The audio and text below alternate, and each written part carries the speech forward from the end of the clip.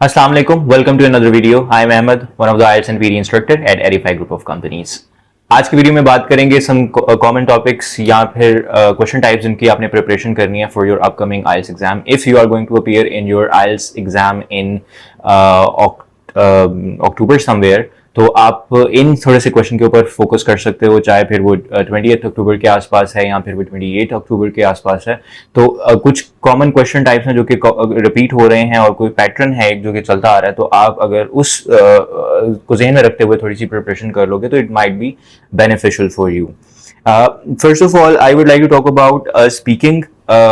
Speaking में ना आजकल जो चल रहा है बड़ा कॉमन टॉपिक जो कि करंटली स्टूडेंट्स से मुझे फीडबैक भी मिल रहा है और सारा कुछ वो इस पे आ रहा है कि सिटीज़ के ऊपर और बिल्डिंग्स के ऊपर दे आर वेरी एडवांस और उसके बारे में वो बहुत ज़्यादा क्वेश्चन कर रहे हैं। मतलब मिसाल के तौर पे आपको क्यू कार्ड इस तरह से आ सकता है कि describe a city that you would like to live in other than the city that you are living currently.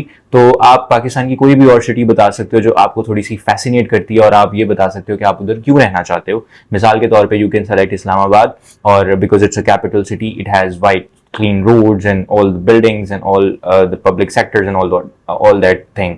तो जो भी आपके जहन में एक उस आइडियल लिविंग प्लेस को लेकर कह लो कि क्राइटेरियाज आते हैं, वो आप सारे क्राइटेरियाज इसके अंदर डिस्क्राइब कर सकते हो।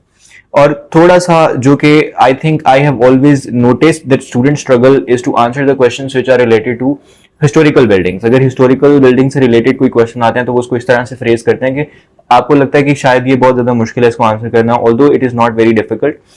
अगर आप थोड़ा सा इसका बैकग्राउंड पढ़ लो और इसके ऊपर इन्फॉर्मेशन गैदर कर लो तो you'll be way of in answering the questions.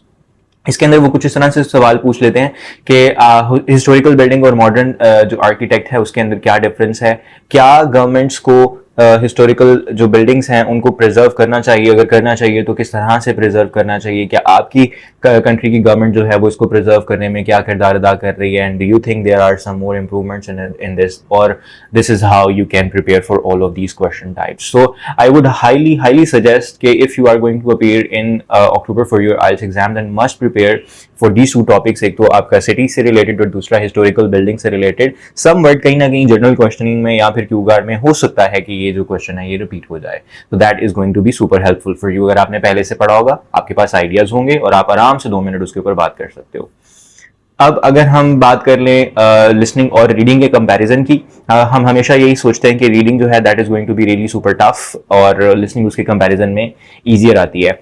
मैं आपको यहाँ पे ये जरूर हाईलाइट करवाना चाहूंगा कि अगर आपको लिसनिंग आपने बिल्कुल भी उसको इजी नहीं लेना, अगर बहुत भी आसान लग रही है तो be very conscious about it answers transfer करते हुए और सुनते हुए, क्योंकि अक्सर ऐसा होता है कि आंसर लगता है कि बिल्कुल सामने है लेकिन उन्होंने घुमाया ऐसे होता है, स्पेशली मल्टीपल चॉइस के अंदर अगर हम लिसनिंग की बात करें तो आपने उस ट्रैप में गिरना नहीं है और उससे बचकर रहना है। अगर बहुत भी चीजें सिंपलर लग रही हैं तो दैट इज गुड। इसका ये मतलब नहीं है कि उसको जानकर कॉम्प्लिकेट कर लो और उसमें कंफ्यूज हो जाओ कि पता नहीं ये सही आंसर है कि नहीं। कंफ्यूज होने की जरूरत नहीं है, but make sure that you are actually getting the right answer और उसको अच्छे से ट्रांसफर कर रहे हो। आंसर ट्रांसफर करते हुए अपने स्पेलिंग्स जरूर चेक कर लो, देख लो कि कहाँ पर SES लगना है, ग्रामेटिकल मिस्टेक, उस लाइन की ग्रामेटिकल सेंस बना लिया करो, देख लिया करो कि कहाँ पर वर्ड जो है वो प्लूरल ज्यादा सेट बैठ रहा है, कहाँ पर सिंगुलर ज्यादा सेट बैठ रहा है, और उस हिसाब से आप जो है वहां पर ऐड कर सकते हो words. So that is going to be super helpful। But again अगर हम थोड़ी सी प्रेडिक्शन की बात करें तो I guess listening will always be little simpler than reading, क्योंकि हम जो expect कर रहे होते हैं, और मुझे नहीं पता कि अब आप जो व्यूअर्स हैं वो देखने वाले वो किस कैपेसिटी में प्रिपरेशन कर रहे हैं, but the way we teach our student is we walk them through all the difficult question types of listening and reading, ताकि उनको एग्जाम में कुछ भी सरप्राइजिंग ना लगे। तो the feedback that I have got from my students is that listening was super easy in the recently appear test, 7 October के test में अपीयर हुए हैं जो या फिर सितंबर के एंड पे जो अपीयर हुए थे, तो listening somewhat was very easy for them, but given के उन्होंने सारे क्वेश्चन टाइप की प्रिपरेशन की हुई थी। तो आपको जो मेजर क्वेश्चन टाइप में मल्टीपल चॉइस और जो फिल इन द ब्लैंक्स हैं लिसनिंग के अंदर, इनके अंदर तो कोई प्रॉब्लम नहीं होना चाहिए, because this is a very common question type and you will definitely see it. Map का समवर्ट होता है, आ सकता है, ये नहीं आ सकता, तो मैप्स आप कर लो, मतलब it's easier, but I think the most focus on the question type should be the fill in the blanks जो लास्ट सेक्शन की होती हैं, फर्स्ट सेक्शन की, और दूसरा आपका multiple choice question. Multiple choice question में जितना हाथ सेट कर सकते हो कर लो, देखो उसमें कि किस तरह से वो डिफरेंट बातें करते हैं, कैसे आपने क्वेश्चन के साथ आपने अपने आंसर्स को रिलेट करना है, उसमें एलिमिनेशन की टेक्निक कैसे यूज करनी है, these are all things that you can go through.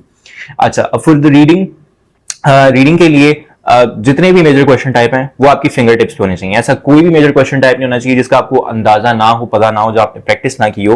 अब मेजर क्वेश्चन टाइप में कौन कौन से आ जाते हैं हमारे पास? लिस्ट ऑफ राइटिंग्स आ जाते हैं, फिल इन द ब्लैंक्स आ जाती हैं, हमारे पास ट्रू फॉल्स नॉट गिवन या यस नो नॉट गिवन आ जाता है, मैच इन्फॉर्मेशन वाले क्वेश्चन आ जाते हैं, समरी कंप्लीशन वाले क्वेश्चन आ जाते हैं। ये 5 से 6 क्वेश्चन जो हैं, these are very important question types and these are most frequently repeated question type as well. तो इनके ऊपर तो आपका डेफिनेटली हाथ सेट होना चाहिए। हाँ, पिछले कुछ सितंबर के कुछ टेस्ट में ऐसा भी था कि आपके 2 पैसेजेस में लिस्ट ऑफ राइटिंग्स आ गए थे, तो वो रादर डिफिकल्ट, बहुत ज्यादा डिफिकल्ट रीडिंग कंसिडर की जाती है। But recently it hasn't happened in October's test and I think it won't happen again as well for this month, क्योंकि आपको सिंगल ही लिस्ट ऑफ राइटिंग देखने को मिल सकती है and it would be probably in the second और third paragraph passage and first 2 passages of the other 2 passages would be relatively easier. इसमें टेक्निक ये यूज किया करो कि देख लिया करो पहले क्वेश्चन टाइप कौन से हैं, उस पैसेज से स्टार्ट किया करो। मैं ये 12 बोल चुका हूं कि पैसेज मुश्किल या आसान नहीं होता, डिफिकल्टी लेवल सारे टेक्स्ट की सेम होती है, क्वेश्चन टाइप उसको मुश्किल या आसान बनाता है।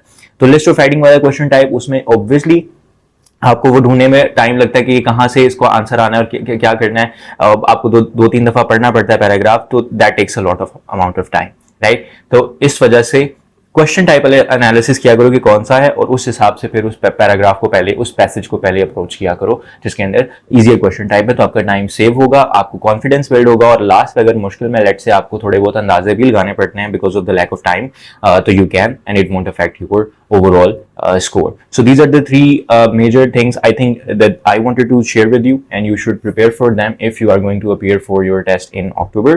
And lastly, for the writing, I would highly suggest that you read about education. Education is a very common topic and it is way more repeated. I mean, it's the most frequently given topic as well. अब education के अंदर बहुत सारी variety आ सकती है, but I think overall if you read about the education sector of your country, what are some good things, bad things, what are some areas of improvement. अभी recently एक आया था क्वेश्चन टाइप कि क्या students को allow करना चाहिए rules making में इन द स्कूल्स, या फिर टीचर्स ही सारे उसको खुद से कर लें, या we should take feedback from students as well. So I think this is very good question type and it's a controversial question type and it makes you think a lot. So आपकी जो creative writing की थोड़ी सी ability है ना, उसको improve कर लोगे तो कोई भी क्वेश्चन टाइप आ जाएगा आपको इस कैटेगरी में, तो you won't have any problem in tackling that. So I wish you all a very good luck for your October test, and I hope you'll do great in this. Thank you so much for watching the video.